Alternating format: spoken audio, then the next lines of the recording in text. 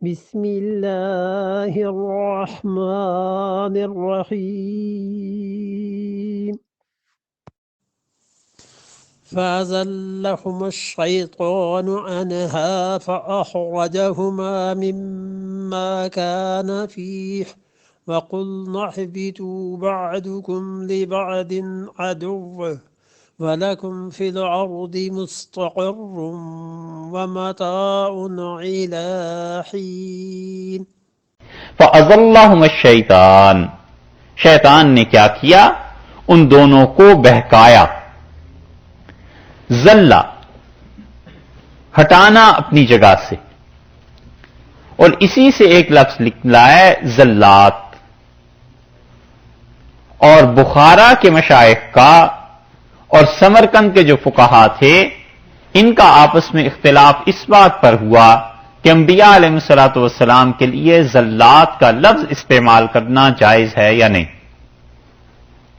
خلاصہ ساری بحث کا یہ ہے کہ ایک چیز ہے معصیت، نافرمانی، گناہ.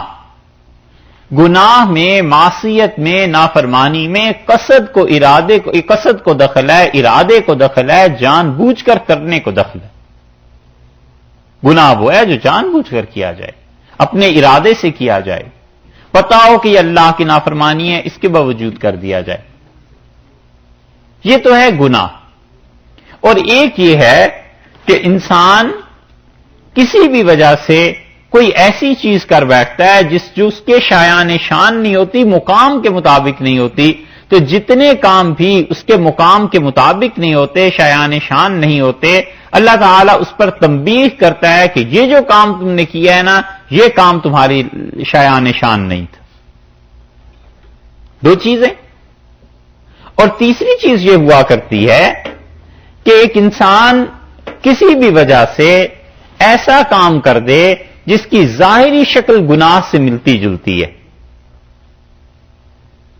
اور حقیقت میں وہ گناہ نہ ہو. تو انبیاء علیہ الصلوۃ والسلام سے ایسے جو کام ہو جاتے ہیں انہیں تعبیر کرتے ہیں زلات سے، زے، لام، الف اور تے. اور زلات کا مطلب یہ کہ کسی بھی نبی علیہ الصلوۃ والسلام سے کوئی ایسی چیز ہو گئی جو ان کی شان کے مطابق نہیں تھی. بہت چیزیں ایسے ملیں گی. حضرت آدم علیہ الصلوۃ والسلام کا یہ معاملہ ہے. حضرت ابراہیم علیہ الصلوۃ والسلام کا اپنے والد کے لیے دعا کرنا ہے. حضرت یونس علیہ الصلوۃ والسلام کا جلدی میں اپنی قوم سے نکل جانا انہیں چھوڑ کے. نوح علیہ الصلوۃ والسلام کا اپنے بیٹے کے لیے دعا مانگنا ہے. اور 5 مقامات ایسے ہیں نبی کریم صلی اللہ علیہ وسلم کے متعلق قرآن میں آئے ہیں. ایک بدر کے قیدیوں کے متعلق، دوسرا مقام وہ ہے جس میں رسول اللہ صلی اللہ علیہ وسلم نے دو مقامات اور مزید ایسے ہیں جن میں آپ نے منافقین کو اجازت دے دی تھی کہ وہ مدینہ منورہ رہ جائیں، اور غزوہ تبوک میں آپ تشریف لے گئے باقی صحابہ رضی اللہ عنہ کے ساتھ. 3 مقامات ہوئے. اور چوتھا مقام ہے جہاں رسول اللہ صلی اللہ علیہ وسلم نے شہد کو اپنے لیے منع کر لیا تھا، حرام قرار دے دیا تھا. اور 5واں مقام ہے جہاں ایک نابینا آدمی آپ کے پاس آئے تھے کہ اسلام کی تبلیغ اور اسلام کے احکامات سیکھیں. تو رسول اللہ صلی اللہ علیہ وسلم کا جو رویہ تھا ان 5 مقامات پہ اللہ تعالیٰ نے بتلایا ہے کہ آپ نے یہ جو کام کیا ہے یہ آپ کی شان کے خلاف. یہ ہیں زلات. اور ایسے کام اگر 2 قسمیں ہیں ان کی. اگر ان کاموں سے امت کا تعلق ہو، لوگوں کا تعلق ہو، تو پھر تو وہی آ جاتی ہے کہ یہ کام نہیں کرنا. اور اگر امت کا تعلق نہ ہو، صرف اپنی ذات کا تعلق ہو، تو پھر استغفار کے لیے حکم آ جاتا ہے کہ آپ معافی مانگ لیجئے بس. یہ ہے زلات. بخارا کے اور سمرقند کے فقہا کا اختلاف اس بات پہ ہوا ہے کہ زلات کا جو لفظ ہے یہ لفظ استعمال کرنا بھی جائز ہے یا نہیں.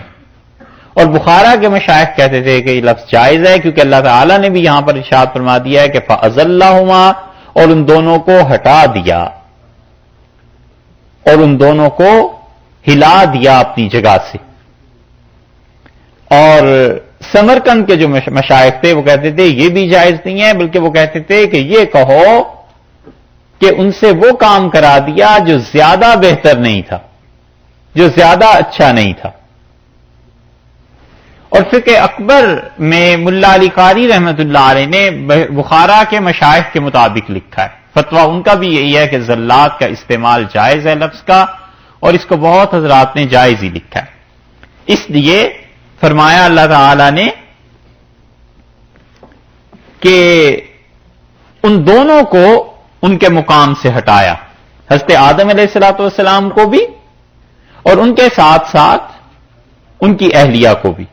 تمام پیغمبر علیہ الصلوۃ والسلام گناہ سے محفوظ معصوم ہوتے ہیں، یہ عقیدے کی بات ہے۔ شبہ یہیں سے پڑتا ہے کہ حضرت آدم علیہ الصلوۃ والسلام سے یہ کام ہوا، نوح علیہ الصلوۃ والسلام سے یہ کام ہوا، فلاں سے فلاں سے فلاں سے، اور اس کا جواب انہوں نے یہ دیا ہے کہ جو چیز عصمت کے معصومیت کے منافی ہے وہ یہ ہے کہ جان بوجھ کر خدا کی نافرمانی کی جائے، اور ان لوگوں نے جان بوجھ کر خدا کی نافرمانی نہیں کی، بلکہ ایسے ہو گیا جیسے کوئی آدمی کیچڑ میں چل پڑا اور پاؤں پھسل گیا، بارش ہو گئی اور پاؤں پھسل گیا۔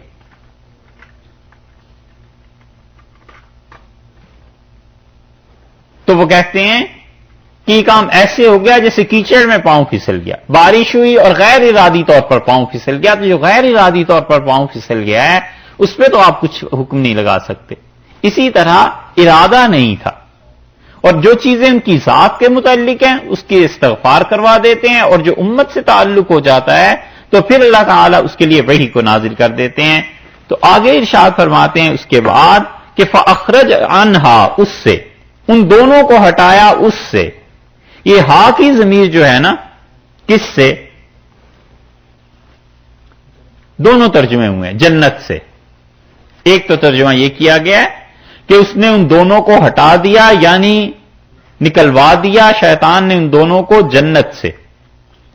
اور انہا کا ترجمہ دوسرا یہ کیا گیا ہے کہ اس درخت کے وجہ سے، کہ فَأَضَلَّهُمَا الشَّيْطَانُ، شیطان نے ان دونوں کو ہٹا دیا، انہا اس درخت کی وجہ سے، فَأَخْرَجَهُمَا، اور ان دونوں کو نکلوایا، مِمَّا كَانَا فِيهِ، جس جگہ پر وہ تھے۔ اگر یہ پہلا ترجمہ لے لیا جائے، یہ دیکھیے ذرا غور سے، اگر پہلا ترجمہ لے لیا جائے کہ ان دونوں کو ہٹایا شیطان نے جنت سے اور ان دونوں کو نکلوایا جنت سے، تو پھر جنت کا تکرار دو مرتبہ سمجھ نہیں آتی، اس لیے انہوں نے یوں ترجمہ کیا ہے کہ وہ کہتے ہیں کہ شیطان نے ان دونوں کو ہٹایا انہا جنت سے، فَأَخْرَجَهُمَا، انہیں نکلوایا، مِمَّا كَانَا فِيهِ، دونوں جس مقام پر تھے، یعنی جو خدا کے ہاں قرب کا ان کا مقام تھا، اللہ کے اس قرب کے مقام سے ہٹا دیا۔ اور بعض کہتے ہیں کہ ان دونوں کو ہٹایا شیطان نے اس درخت کی وجہ سے، فَأَخْرَجَهُمَا مِمَّا كَانَا فِيهِ، اور ان دونوں کو اس جنت سے اس نے نکلوا دیا۔ کوئی بھی ترجمہ ہو، سب نے لکھا ہے، مفسرین دونوں طرف گئے۔ وَقُلْنَا اهْبِطُوا، اور ہم نے کہا اترو، بعضکم، تم میں سے بعض، لبعضٍ، کچھ تم میں سے بعض لوگ بعض لوگوں کے لیے، عدو، دشمن ہیں۔ یا تو مراد یہ ہوئی کہ زمین میں پہنچ کے دشمنی چل پڑے گی، لیکن اس طرف کم لوگ گئے ہیں۔ اکثریت مفسرین کی اس طرف گئی ہے کہ قُلْنَا اهْبِطُوا بَعْضُكُمْ لِبَعْضٍ عَدُوٌّ، ہم نے کہا کہ تم اور شیطان سب زمین پر چلے جاؤ اور تم ایک دوسرے کے دشمن ہوگے۔ وَلَكُمْ، اور تمہارے لیے، فِي الْأَرْضِ، زمین میں، مُسْتَقَرٌّ، ٹھکانہ ہے۔ یہ نہیں فرمایا کہ زمین تمہارا مقام ہے، مستقر جیسے مسافر ہوتا ہے۔